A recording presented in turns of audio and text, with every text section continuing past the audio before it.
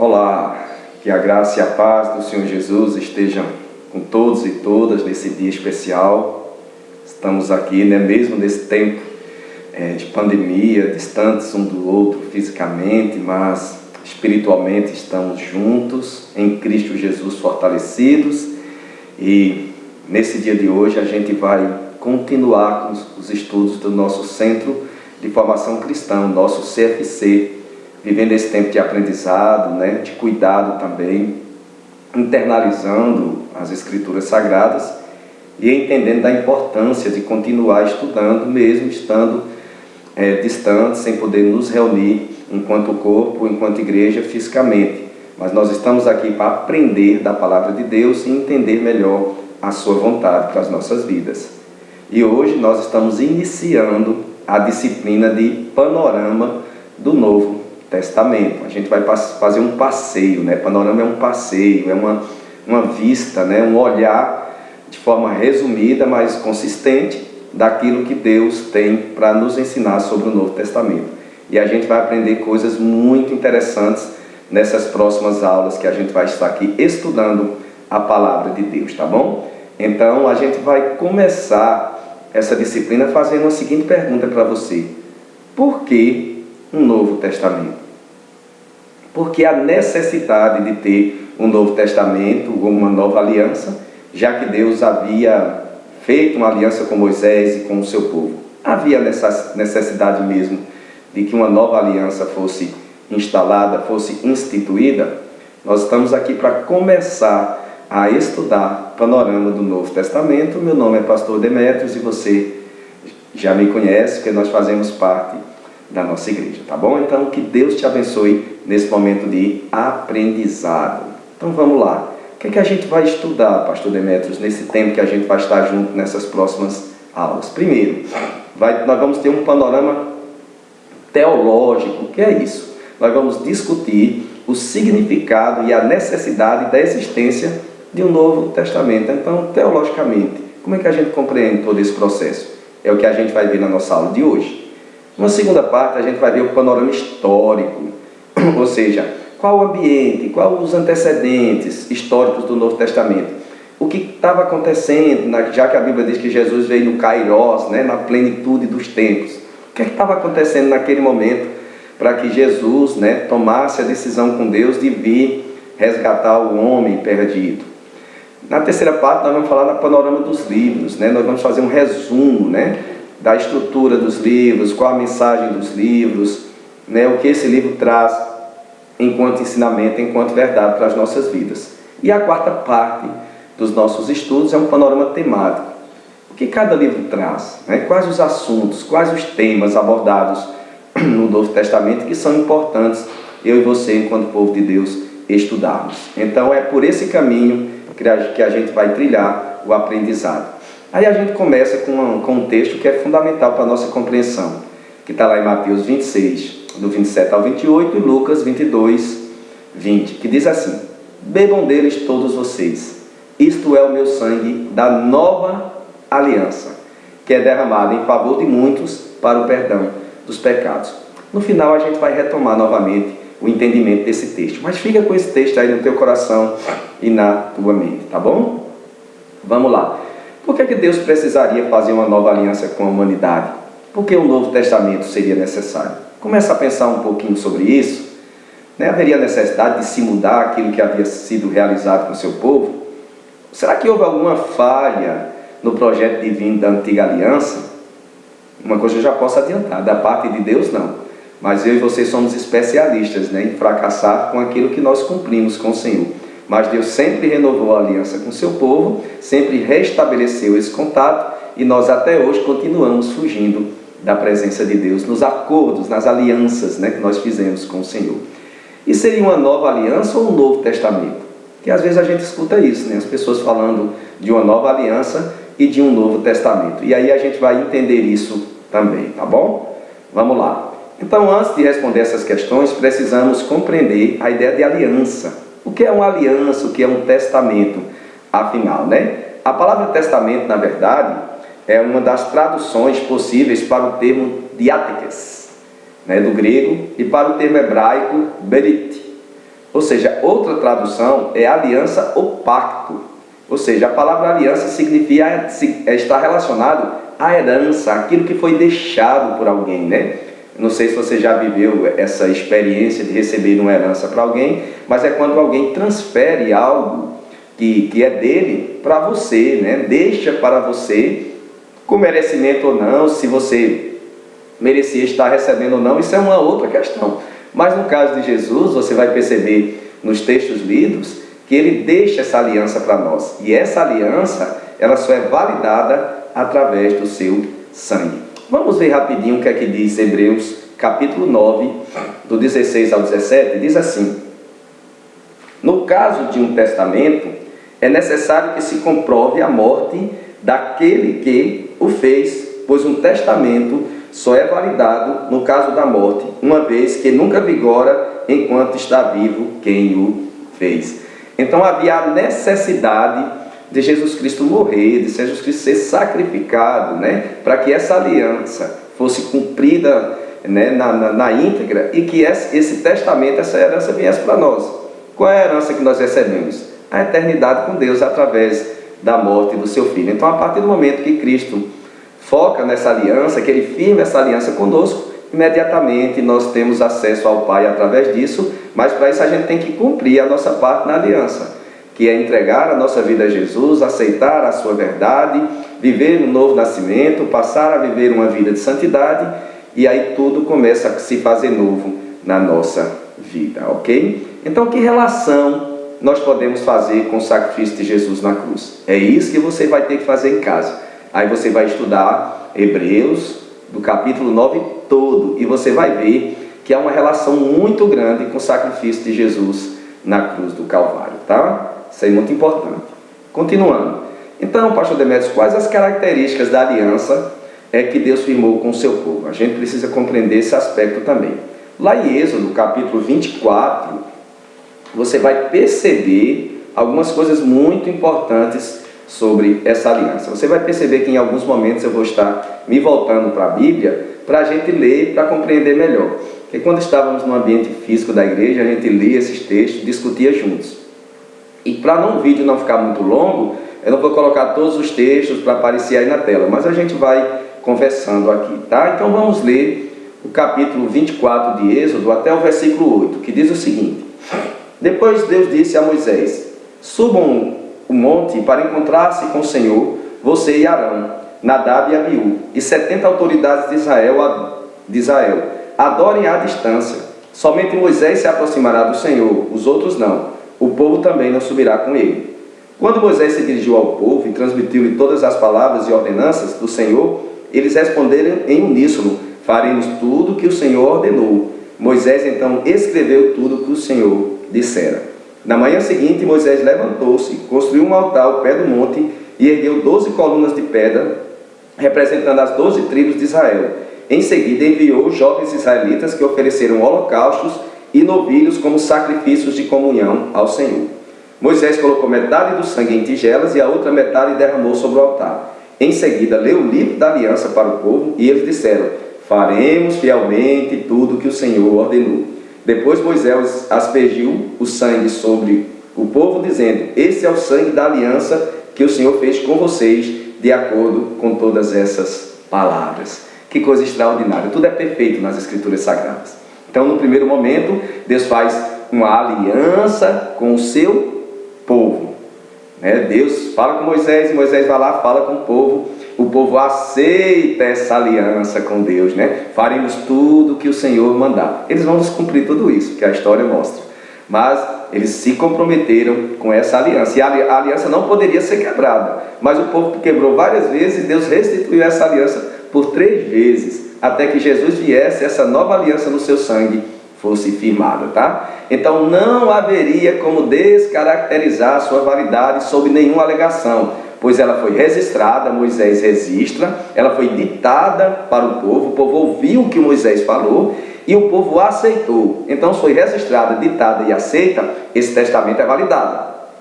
É o que acontece normalmente quando alguém deixa uma herança para mim e para você, Ela é registrada em cartório, ela é lida para as partes envolvidas e depois ela é aceita ou não pelas pessoas. No caso do povo de Israel, o povo de Israel aceitou essa realidade. Como é interessante a gente pensar as coisas, né? Fazendo uma relação com a história também da nossa vida. Então Cristo é o mediador de uma nova aliança. Essa lei não era capaz de libertar a consciência do pecador.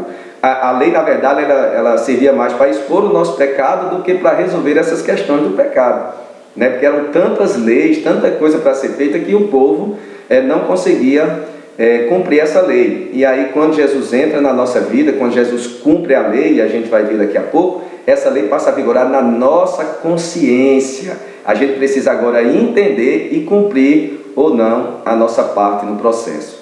Então, humanamente falando, não haveria como cumprir essa aliança ou essa lei. Vamos ver lá o que é que diz Tiago, capítulo 2, versículo 10, para poder a gente compreender. Diz o seguinte: pois quem obedece a toda a lei, mas tropeça em apenas um ponto, torna-se culpado de quebrá-la inteiramente. Então é impossível cumprir a lei, o homem, né? Jesus cumpriu toda a lei, viveu tudo aquilo que estava escrito na lei, mas o homem é impossível, porque em algum momento ele vai falhar, o seu pecado vai ser exposto, e não adiantou ele cumprir todas as outras leis e mandamentos, se ele desobedeceu em um aspecto da lei. Estão entendendo porque foi necessário Jesus Cristo vir? A lei serviu apenas de aio. Essa palavra aio significa pedagogo, tutor, instrutor, aquele que prepara eu e você para um aprendizado. Está lá em Gálatas capítulo 3, versículo 24 e 25, que diz o seguinte: olha que coisa linda.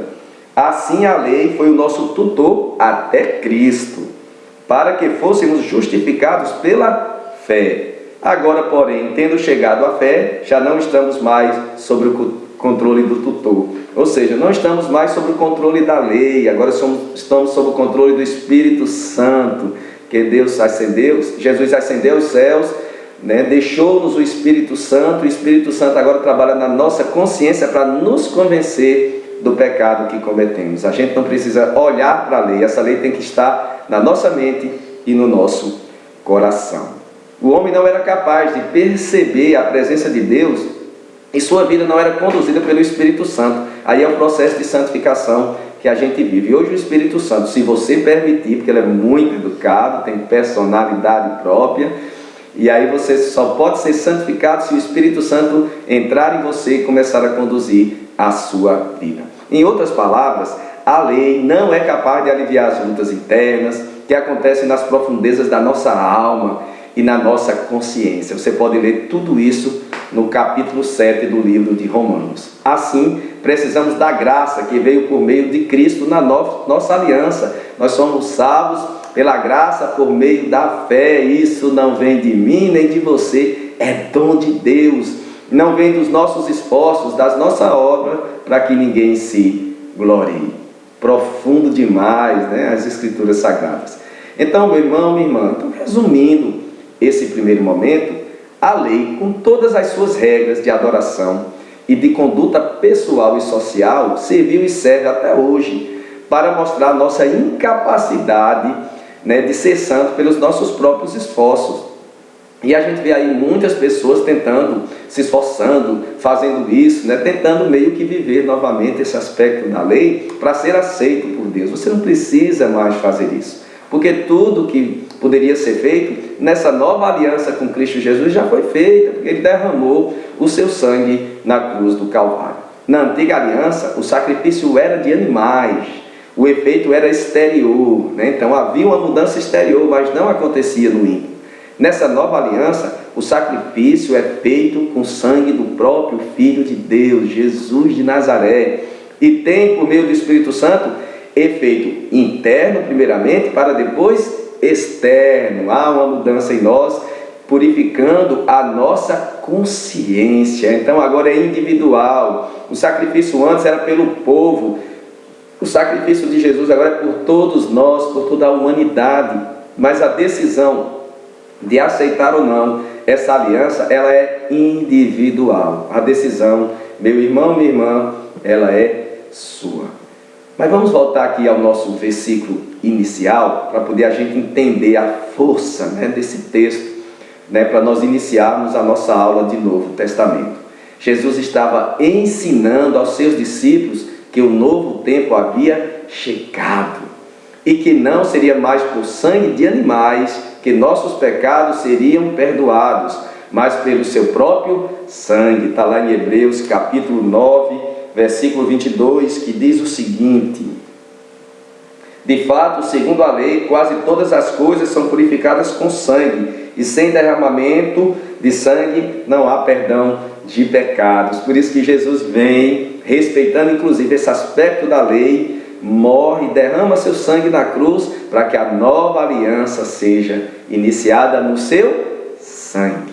Aleluia, louvado seja o nome do Senhor. Então, como Cristo nesse momento apresenta a si mesmo como mediador dessa nova aliança, desse Novo Testamento, está lá em Hebreus capítulo 9, versículo 15, a parte A, que diz o seguinte: por essa razão Cristo é o mediador de uma nova aliança, para os que são chamados recebam a promessa da herança eterna. Então Cristo agora é o mediador dessa nova aliança, não é mais nenhum animal, não há mais nenhum sacrifício, não há sumo sacerdote, não há mais ninguém. Deus agora passa a ser mediador através do seu Filho Jesus, tá bom? Então, como para um testamento ter validade, precisaria haver a morte do testador, Jesus decide morrer para nos deixar uma herança, a vida eterna. Olha que coisa linda! Ele nos deixa como herança a vida eterna. Ele teria que morrer para que essa aliança fizesse sentido, não só externamente, mas também no nosso coração. A nossa parte nessa nova aliança qual é então? Receber de graça a vida eterna. A gente complica demais o Evangelho, né? A gente fica aí com uma série de estratégias, de modelos, de coisas por fazer, achando que se fizer dessa forma vai agradar a Deus, seremos mais felizes, seremos mais bem-sucedidos. Você só precisa receber de graça o que de graça Jesus deu. E agora multiplicar isso para que outras pessoas possam entender o que Jesus Cristo fez na cruz por mim e por você. Tá certo? Mas e a antiga aliança, pastor Demetrios? Ela deixa de existir? Vamos compreender melhor um pouquinho esse processo? É importante, meu irmão, compreender que a nova aliança vem da antiga aliança. Ou seja, até um determinado momento, até antes de Cristo chegar, essa antiga aliança ela existia. Então depois vem a nova aliança. Em Cristo ela é cumprida, ela não deixa de existir, ela é cumprida. Então quais as características dessa nova aliança? Ela tem um sacrifício e um mediador. O sacrifício é o próprio Cristo e ele passa a ser o mediador de uma nova aliança. Na antiga era um animal, o mediador era o sacerdote. Jesus se fez sacrifício, ele é o nosso sumo sacerdote. Ele faz tudo e opera tudo em nós. Glória a Deus por isso, né? Por quê? Porque eles eram imperfeitos, né? O sumo sacerdote, antigamente, ele era imperfeito. Na nova aliança, foi o próprio Jesus e o mediador, o próprio Cristo, que era perfeito e sem pecado, sem mancha, sem mácula. E mesmo assim, morreu por mim e por você. A lei não foi invalidada, mas perfeitamente cumprida em Cristo Jesus, quando ele diz: não pensem que vim abolir a lei ou os profetas. Não vim abolir, mas cumprir. Ou seja, a lei cumpriu o seu papel, ela chegou até aqui. A partir daqui, agora é comigo, né? Eu vou fazer com que as coisas aconteçam agora. É a partir de mim que tudo acontece.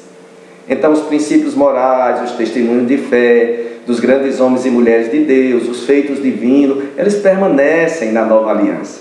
Tudo aquilo que é moral passa a continuar na nova aliança, mas aquilo que é sacrificial, ele deixa de existir. Por quê? Porque o sacrifício de Cristo ele foi completo. Antes o sacrifício era feito pelo sumo sacerdote todos os anos para o perdão do pecado do seu povo. O sacrifício de Jesus ele foi pleno e foi completo e vale até hoje. Não há necessidade de todos os anos fazermos sacrifícios, ou pedir a um pastor, ou pedir a um bispo, ou pedir a um apóstolo, ou pedir a seja lá quem for para fazer sacrifício por você. A decisão é pessoal, é individual e ela precisa estar no nosso coração, internalizada, tá? E aí eu queria terminar esse nosso primeiro momento fazendo um desafio para você pensar um pouco, refletir, conversar em casa, tá certo? Normalmente, quando nós fazíamos em sala de aula, a gente sempre deixava alguém para poder responder essa pergunta, né, na próxima aula. Como a gente não está podendo fazer isso fisicamente, você pode fazer isso aí em casa, né? Deixar alguém como responsável para fazer essa pesquisa e aí vocês discutem em casa respondendo. Que tal? Fica aí a nossa